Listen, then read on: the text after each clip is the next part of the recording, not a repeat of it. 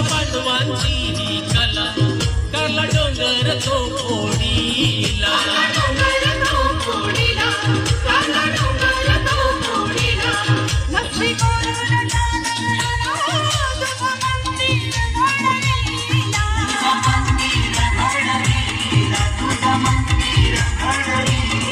मत येता तुझे जत्रेला आई नव्याचा त्यो